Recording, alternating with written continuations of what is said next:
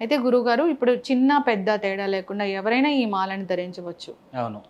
నిత్య హోమాలు అవును. గూడా ఈ హోమాలలో ఎవరైనా హ్మ్. పాల్గొనవచ్చు, వీక్షించవచ్చు. హ్మ్. మీరు ఈ అమ్మవారికి 9 రోజులలో హ్మ్. అంటే వారాహి అనేది ఫస్ట్ హ్మ్. టైం నేను ఇట్లా అవును. మాలలేయడం గూడా ఇంతవరకు హైదరాబాద్‌లో గాదు ఎక్కడ గూడా హ్మ్. దీక్షలు ఇవ్వడం జరగలేదు. నా హ్మ్. నుంచే స్టార్ట్ అవుతున్నాయి. హ్మ్. సో, ఈ దీక్షలు ఎవరైనా హ్మ్. అంటే అమ్మవారికి ఈ కోరిక తీరాలి, హ్మ్. ఈ కోరిక నాకు నెరవేరాలి, ఈ హ్మ్. కోరిక నాకు మంచి జరగాలని మీరు ఏదైనా గూడా హ్మ్. సంకల్పం చేసుకొని మీరు ఈ 9 రోజులు మీరు ఏదైనా చేసుకోండి హ్మ్. అమ్మవారి పేరు మీద 100% సక్సెస్. అసలు యెస్. అందులో ఎలాంటి డౌట్ లేదండి. ఏదైనా మీరు శుభకార్యం తలపెడుతున్నాము. మనకి విఘ్నాలు కలుగుతాయేమోనని ముందుగా భయం ఉంటుంది. అలాంటి వారైనా ఎవరైనా సంప్రదించవచ్చు. యెస్. 100% యెస్. ఇప్పుడు పిల్లల చదువులో వెనకబడి ఉంటారు. తల్లిదండ్రులకి అదే దిగులుగా ఉంటుంది. ఆ అవును. తల్లిదండ్రులు ఎవరైనా కానీ ఈ మాల ధరించవచ్చు. సో, అంతేకాదు కోరిన కోరికలు తీర్చే మన అమ్మ ఈ మాలని ఎవరైనా ధరించొచ్చని చెప్తున్నారు అవును. గురువుగారు.